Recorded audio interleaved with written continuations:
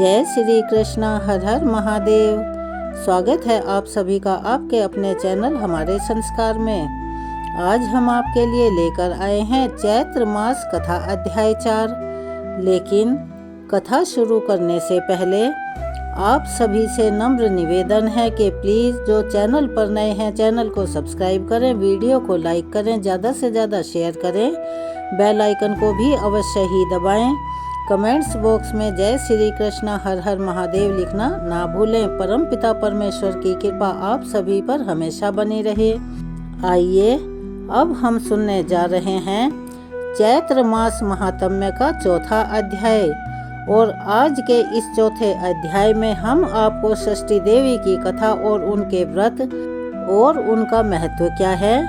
कथा बहुत ही रोचक और महत्वपूर्ण है। अपनी संतान के सुख समृद्धि, उनकी दीर्घ आयु के जीवन की कामना से संतानहीन जिन्हें की संतान नहीं है वो संतान प्राप्ति और पुत्रहीन पुत्र प्राप्ति की, यानी जिनके कन्या ही कन्या है और जो बेटा चाहते हैं उस कामना से इस कथा को पूरा अवश्य ही सुनिएगा। चलिए अब शुरू करते हैं। एक बार मेरे साथ प्यार से बोलिए ओम नमो भगवते वासुदेवाय नमः। भगवान नारायण से नारद जी कहने लगे, हे प्रभु, भगवती षष्ठी मंगल चंडिका तथा देवी मनसा यह देवियाँ मूल प्रकृति की कला मानी गई हैं। मैं अब इनके प्राकट्य का प्रसंग तत्व बहुत ही गहराई से सुनना चाहता हूँ। कृपा करके सुनाने की कृपा करें। भगवान नारायण कहने लगे, हे मुने, मूल प्रकृति के छठे अंश से प्रकट होने के कारण यह षष्ठी देवी कही जाती हैं। बालकों की यह अधिष्ठात्री देवी हैं। इन्हें विष्णु माया और बालदा और बाल देवी के रूप में भी जाना जाता है। मातृकाओं में देवसेना नाम से यह प्रसिद्ध हैं। उत्तम व्रत का पालन करने वाली इन साध्वी देवी को स्वामी कार्तिकेय की पत्नी होने का सौभाग्य प्राप्त है। वे प्राणों से भी बढ़कर इनसे प्रेम करते हैं।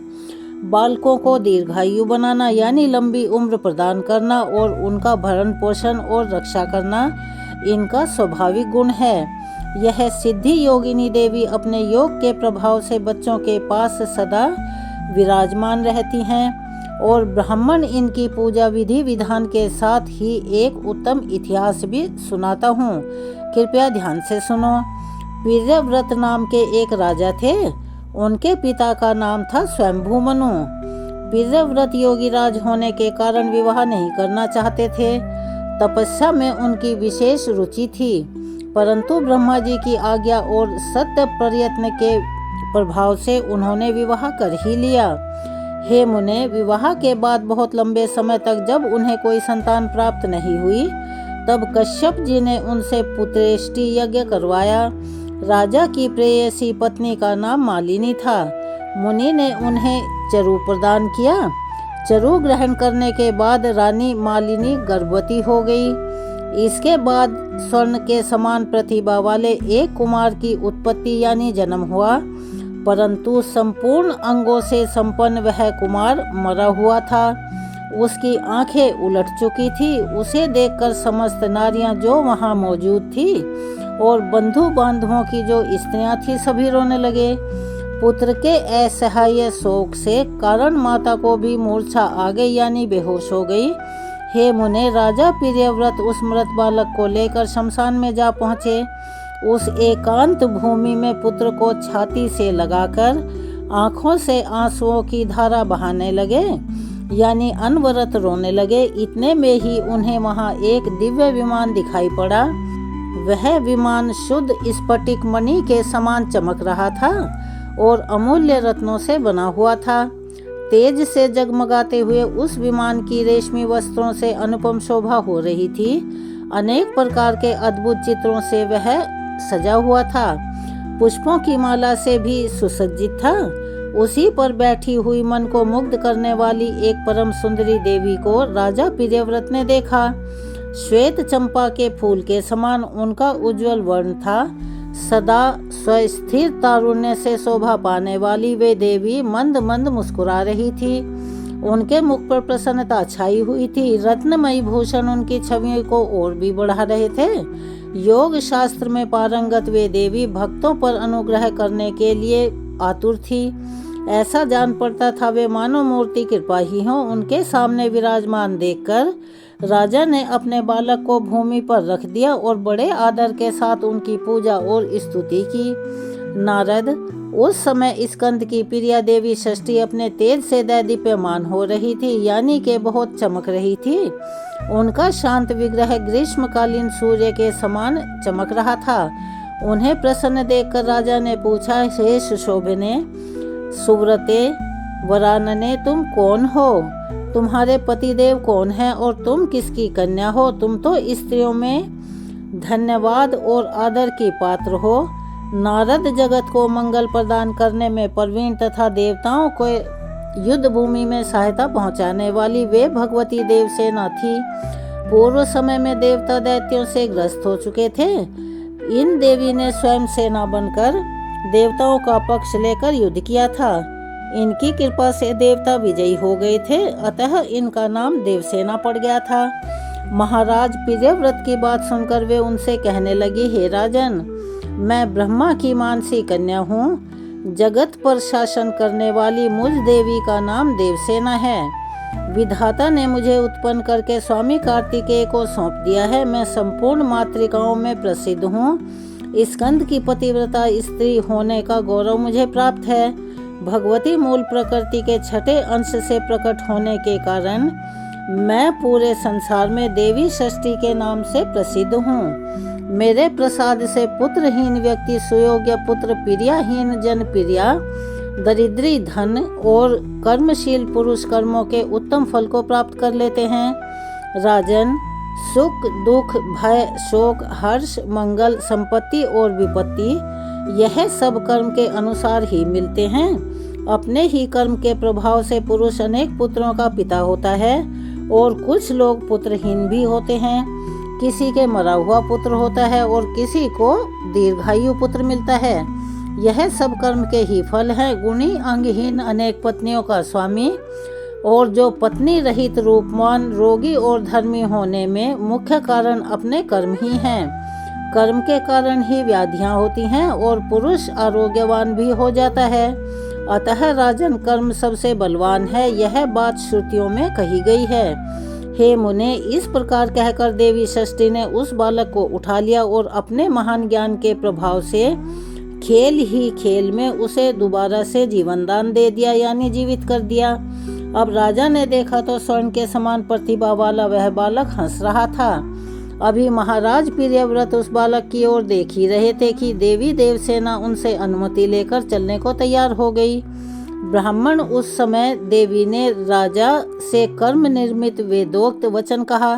देवी ने ऐसा कहा, तुम स्वयंभू मनु के पुत्र हो, त्रिलोकी में तुम्हारा शासन चलता है। तुम सर्वत्र मेरी पूजा करवाओ और अपने आप भी करो, तब मैं तुम्हें कमल के समान मुख वाला मनोहर पुत्र प्रदान करूंगी और उसका नाम सुव्रत होगा। उसमें सभी गुण और विवेक शक्ति विद्यमान रहेगी। वह भगवान नारायण का कलावतार तथा प्रधान योगी होगा। उसे पूर्व जन्म की बातें याद होंगी। अक्षत्रियों में श्रेष्ठ वह बालक 100 अश्वमेध यज्ञ करेगा। तीनों लोकों में सभी उसका सम्मान करेंगे। उत्तम बल से संपन्न होने के कारण वह ऐसी शोभा पाएगा जैसे लाखों हाथियों में शेर की सिंह की होती है।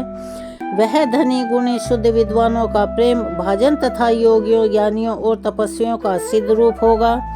त्रिलोकी में उसकी कीर्ति फैल जाएगी। वह सबको सब संपत्ति प्रदान कर सकेगा। इस प्रकार राजा प्रियव्रत से कहने के बाद भगवती देवसेना उन्हें पुत्र प्रदान करने के लिए तैयार हो गई।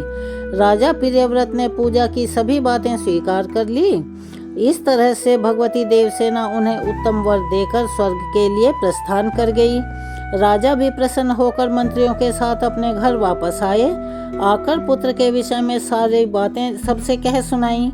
नारद यह प्रिय वचन सुनकर स्त्री और पुरुष सबके सब परम संतुष्ट हो गए। राजा ने सर्वत्र पुत्र प्राप्ति के उपलक्ष्य में मांगलिक कार्य शुरू करवा दिए। भगवती की पूजा की, ब्राह्मणों को बहुत सा धन दान दिया। तब से प्रत्येक मास में शुक्ल पक्ष की षष्ठी तिथि के अवसर पर भगवती षष्ठी का महोत्सव यत्न पूर्वक मनाया जाने लगा। बालकों के प्रसव गृह में छठे दिन, 21वें दिन तथा अन्नप्राशन के शुभ अवसर पर देवी की पूजा होने लगी। सर्वत्र इसका पूरा प्रचार हो गया। स्वयं राजा प्रियव्रत भी पूजा किया करते थे। सुव्रते, अब भगवती देव सेना का ध्यान पूजन स्तोत्र कहता हूँ, उसे भी सुनो। यह प्रसंग कौदुम शाखा में वर्णित है। धर्मदेव के मुख से सुनने का मुझे अवसर मिला था। मुझे शालिग्राम शिला की प्रतिमा, कलश अथवा वट के मूल भाग में या दीवार पर पुतलिका बनाकर प्रकृति के छठे अंश से प्रकट होने वाली शुद्ध स्वरूपिणी इन भगवती की इस प्रकार पूजा करनी चाहिए। विद्वान पुरुष इनका इस प्रकार से ध्यान करें। सुंदर पुत्र कल्याण तथा दया प्रदान करने वाली यह देवी जगत की माता है। श्वेत चंपा के समान इनका वर्ण है। रत्नमयी भूषणों से यह अलंकृत है। इनका परम पवित्र स्वरूपिणी भगवती देव सेना की मैं उपासना करता हूँ। विद्वान पुरुष यों ध्यान करने के बाद भगवती को पुष्पांजलि समर्पण करें। पुनः ध्यान करके मूल मंत्र से इन साध्वी देवी की पूजा करने का भी विधि विधान है। पाद्य, अर्ध, आचमनीय, गंध, पुष्प, दीप, विविध प्रकार के नैवेद्य तथा सुंदर फल द्वारा भगवती की पूजा करनी चाहिए। उपचार अर्पण करने चाहिए। ओम ह्रीं षष्ठी देवे स्वाहा, इस मंत्र का उच्चारण करना अति शुभ माना जाता है और पूजक पुरुष को चाहिए कि यथाशक्ति इस अष्टाक्षर महामंत्र का जाप भी करें। इसके बाद मन को शांत करके भक्ति पूर्वक स्तुति करने के बाद देवी को प्रणाम करें। फल प्रदान करने वाला यह उत्तम स्तोत्र सामवेद में वर्णित है। जो पुरुष देवी के उपर्युक्त अष्टाक्षर मंत्र का 1 लाख जप करता है उसे अवश्य ही उत्तम पुत्र की प्राप्ति होती है। ऐसा ब्रह्मा जी ने अपने मुख से कहा है। हे मुनिवर, अब संपूर्ण शुभकामनाओं को प्रदान करने वाला स्तोत्र भी सुनो। नारद, सबका मनोरथ पूर्ण करने वाला यह स्तोत्र वेदों में गोपनीय है। देवी को नमस्कार है, महादेवी को नमस्कार है, शांत स्वरूपिणी भगवती सिद्धा को नमस्कार है, शुभा देव सेना एवं भगवती षष्ठी को बारंबार नमस्कार है। वरदा, पुत्रदा, धनदा, सुखदा और मोक्ष प्रदा भगवती षष्ठी को बारंबार नमस्कार है। मूल प्रकृति के छठे अंश से प्रकट होने वाली सिद्ध स्वरूपिणी भगवती षष्ठी को नमस्कार है। माया सिद्ध योगिनी, सारा, शारदा और परादेवी नाम से शोभा पाने वाली भगवती षष्ठी को बारंबार नमस्कार है। बालकों की अधिष्ठात्री, कल्याण प्रदान करने वाली, कल्याण स्वरूपिणी और कर्मों के फल प्रदान करने वाली देवी षष्ठी को बारंबार नमस्कार है। अपने भक्तों को प्रत्यक्ष दर्शन देने वाली तथा सबके लिए संपूर्ण कार्यों में पूजा प्राप्त करने की अधिकारिणी स्वामी कार्तिकेय की प्राणप्रिया देवी षष्ठी को बारंबार नमस्कार है। मनुष्य जिनकी सदा वंदना करते हैं तथा देवताओं की रक्षा में जो तत्पर रहती हैं, उन शुद्ध सत्व स्वरूपा देवी षष्ठी को बारंबार नमस्कार है। हिंसा और क्रोध से रहित भगवती षष्ठी को बार बार नमस्कार है। सुरेश्वरी, तुम मुझे धन दो, प्रिया पत्नी दो और पुत्र देने की कृपा करो। महेश्वरी, आप मुझे सम्मान दो, विजय दो और मेरे शत्रुओं का संहार कर डालो। धन और यश प्रदान करने वाली भगवती षष्ठी को बारंबार नमस्कार है। सुपूजिते, आप भूमि दो, प्रजा दो, विद्या दो तथा कल्याण एवं जय प्रदान करो। आप षष्ठी देवी को बारंबार नमस्कार है। इस प्रकार स्तुति करने के बाद महाराज प्रियव्रत ने षष्ठी देवी के प्रभाव से यशस्वी पुत्र को प्राप्त कर लिया। ब्राह्मण, जो पुरुष भगवती षष्ठी के इस स्तोत्र को 1 वर्ष तक श्रवण करता है, वह अगर अपुत्र हो तो दीर्घजीवी सुंदर पुत्र प्राप्त कर लेता है। जो 1 वर्ष तक भक्ति पूर्वक देवी की पूजा करके इनका यह स्तोत्र मात्र सुनता है, उसके संपूर्ण पाप नष्ट हो जाते हैं।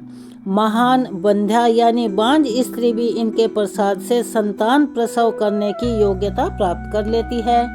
वह भगवती देव सेना की कृपा से गुणी, विद्वान, यशस्वी, दीर्घायु एवं श्रेष्ठ पुत्र की जननी होती है। काक वंध्या अथवा मृत वत्सा नारी 1 वर्ष तक इसका श्रवण करने के फलस्वरूप भगवती षष्ठी के प्रभाव से पुत्रवती हो जाती है।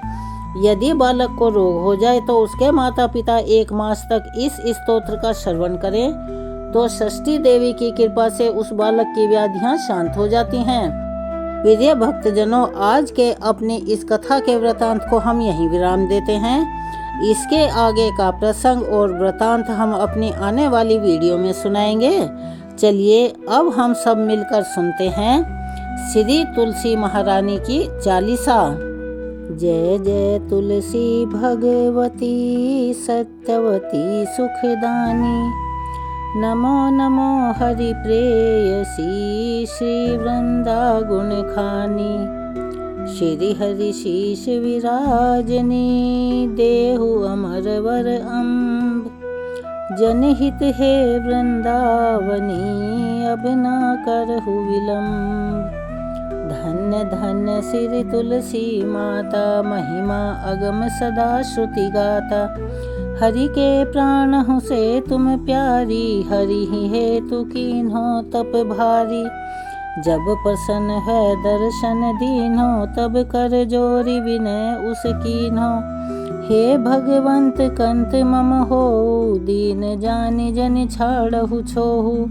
सुनि लक्ष्मी तुलसी की बानी, दीन्हो शाप कद्ध पर आनी। उस अयोग्य वर मांगन हारी, हो विटप तुम जड़ तनुधारी। सुनि तुलसी शप्यो ते ही ठामा, करहु वास तुहु नीचन धामा। दियो वचन हरि तब तत्काला, सुनहु सुमुखी जनि हो विहाला। समय पाई व्योहरो पाती तोरा, पूजी हो आस वचन सत मोरा। तब गोकुल मह गोप सुदामा, तासु भई तुलसी तू बामा। कृष्ण रास लीला के माही, राधे शक्य प्रेम लखि नाही। दियो श्राप तुलसी तत्काला, नरलोक ही तुम जन्महु बाला। यो गोप वह दानव राजा, शंख चूड़ नामक सिर ताजा। तुलसी भई तासु की नारी, परम सती गुण रूप अगारी। अस द्वै कल्प बीत जब गयौ, कल्प तृतीय जन्म तब भयौ। वृंदा नाम भयो तुलसी को, असुर जलंधर नाम पति को। करी अति द्वंद अतुल बल धामा, लीन्हा शंकर से संग्रामा। अजब निज सैन्य सहित शिव हारे, मरहि न तब हर हरि ही पुकारे। पतिव्रता वृंदा थी नारी, को न सके पति ही संघारी। तब जलंधर ही भेष बनाई, वृंदा ढिग हरि पहुँच्यो जाई। शिव हित लहि करी कपट प्रसंगा, कियो सतीत्व धर्म तो ही भंगा। भयो जलंधर कर संघारा, सुनि उर शोक उपारा। तिहि क्षण दियो कपट हरि टारी, लखि वृंदा दुख गिरा उचारी। जलंधर जस हत्यो अभीता, सोई रावण तस हरि ही सीता। अस प्रस्तर समहृदय तुम्हारा, धर्म खंडी मम पति ही संघारा। यही कारण लहि शाप हमारा, होवे तनु पाषाण तुम्हारा। सुनि हरि तुरत ही वचन उचारे, दियो शाप बिना विचारे। लख्यो न निज करतूति पति को, छलन चाहियो जब पार्वती को। जड़मति तुहु अस हो जड़ रूपा, जग मह तुलसी विटप अनूपा। धग्व रूप हम शालिग रामा, नदी गंडकी बीच ललामा। जो तुलसी दल हम ही चढ़े हैं, सब सुख भोगी परम पद पहिए। बिनु तुलसी हरि जलत शरीरा, अतिशय उठत शीश उर पीरा। जो तुलसी दल हरि शिर धारत, सो सहस्त्र घट अमृत डारत। तुलसी हरि मन रंजनिहारी, रोग दोष दुख भंजनिहारी। प्रेम सहित हरि भजन निरंतर, तुलसी राधा में नहीं अंतर। व्यंजन हो 56 हो प्रकारा, बिनु तुलसी दल न हरि ही पियारा। सकल तीर्थ तुलसी तरु छाही, लहत मुक्ति जन संशय नाही। कवि सुंदर एक हरि गुण गावत, तुलसी ही निकट सहस गुण पावत। बसत निकट दुर्वासा धामा, जो परियास ते पूर्व ललामा। पाठ करहि जो नित नर नारी, होई सुख भास ही त्रिपुरारी। तुलसी चालीसा पढ़हि तुलसी तरु ग्रहधारी। दीप दान करि पुत्र फल पावहि बंध्यौ नारी। सकल दुख दरिद्र हरि हार हवै परम प्रसन्न। आसिय धन जन लड़हि ग्रह बसहि पूर्णा अत्र। लाही अभिमत फल जगत मह लाही पूर्ण सब काम। जेहि दल अर्पहि तुलसी तहाँ सहस बसहि हरि राम। तुलसी महिमा नाम लख तुलसी सुत सुख राम। मानस 40 रच्यो जग मह तुलसीदास। तुलसी महारानी की चालीसा यहाँ पर समाप्त होती है। चलिए अब हम सब मिलकर करते हैं तुलसी महारानी की आरती। तुलसी महारानी नमो नमो, हरि की पटरानी नमो नमो। तुलसी महारानी नमो नमो, हरि की पटरानी नमो नमो। जाके पत्र मंजरी कोमल, जाके पत्र मंजरी कोमल। श्री हरि कमल चरण लपटानी नमो नमो। तुलसी महारानी नमो नमो, हरि की पटरानी नमो नमो। धूप दीप नवैध आरती, धूप दीप नवैध आरती। पुष्पन की वर्षा बरसानी नमो नमो। तुलसी महारानी नमो नमो, हरि की पटरानी नमो नमो। कौन महीने बोई रानी तुलसी, कौन महीने बोई रानी तुलसी। कौन महीने हुई हरियाली नमो नमो। तुलसी महारानी नमो नमो, हरि की पटरानी नमो नमो। आषाढ़ मास में बोई रानी तुलसी, आषाढ़ मास में बोई रानी तुलसी। सावन महीने हुई हरियाली नमो नमो। तुलसी महारानी नमो नमो, हरि की पटरानी नमो नमो। कौन महीने हुई तेरी पूजा, कौन महीने हुई तेरी पूजा। कौन महीने हुई पटरानी नमो नमो। तुलसी महारानी नमो नमो, हरि की पटरानी नमो नमो। कार्तिक मास में हुई तेरी पूजा, कार्तिक मास में हुई तेरी पूजा।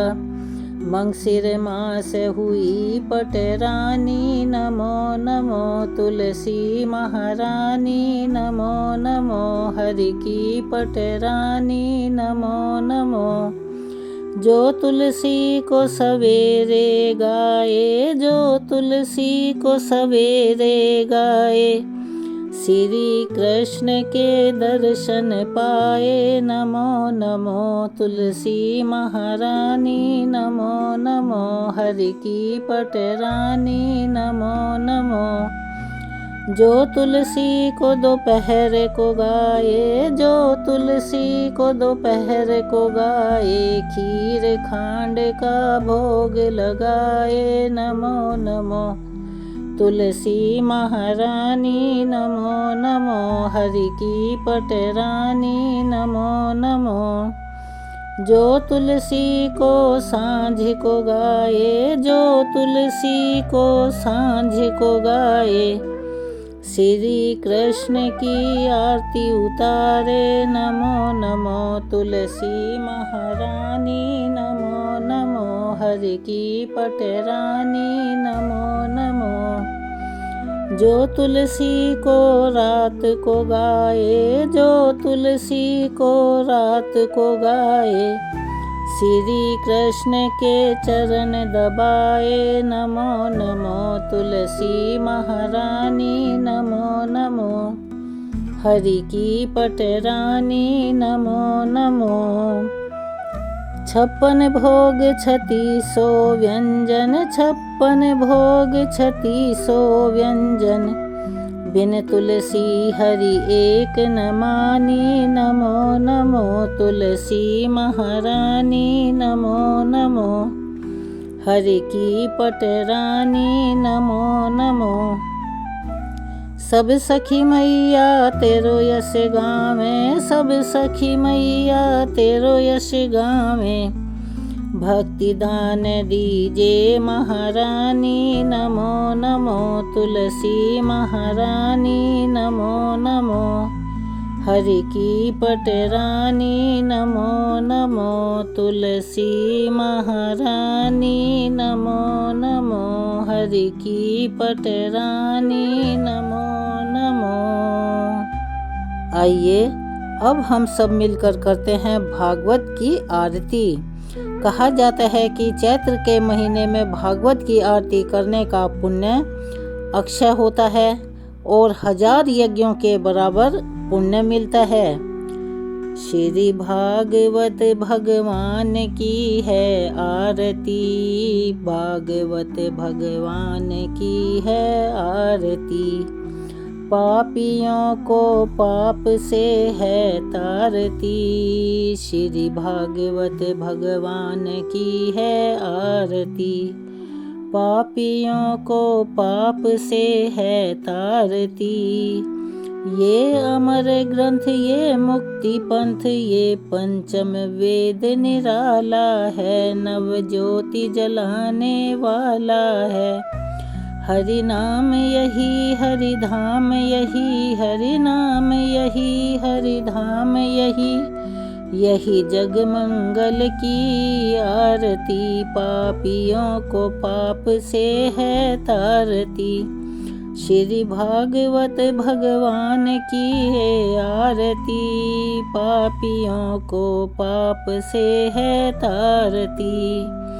यह शांति गीत पावन पुनीत, पापों को मिटाने वाला, हरि दर्श दिखाने वाला, यह सुख करनी यह दुख हरनी, यह सुख करनी यह दुख हरनी, श्री मधुसूदन की आरती, पापियों को पाप से है तारती, श्री भागवत भगवान की है आरती, पापियों को पाप से है तारती।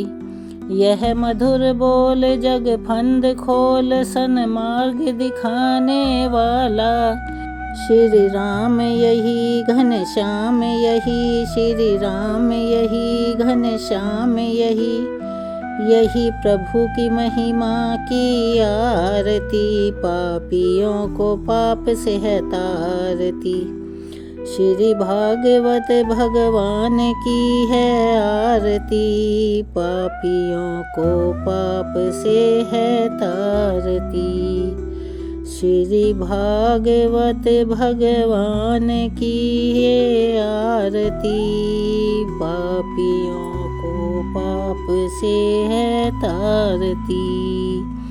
श्री भागवत भगवान की आरती यहाँ संपूर्ण होती है।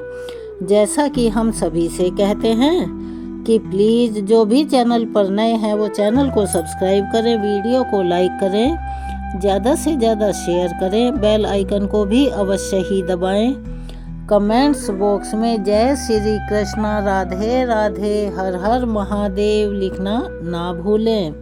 अपना सहयोग और प्यार हमें ऐसे ही प्रदान करते रहें, क्योंकि आपका प्यार और सहयोग हमारे लिए अनमोल होता है। हमारे हौसले को बढ़ाने के साथ साथ यह हमारी मदद भी करता है। आपके प्यारे प्यारे कमेंट्स का भी हमें इंतज़ार रहता है। तो चलिए मिलते हैं अगली वीडियो में एक कथा के आगे के वृतांत के साथ, नई जानकारी के साथ। धन्यवाद।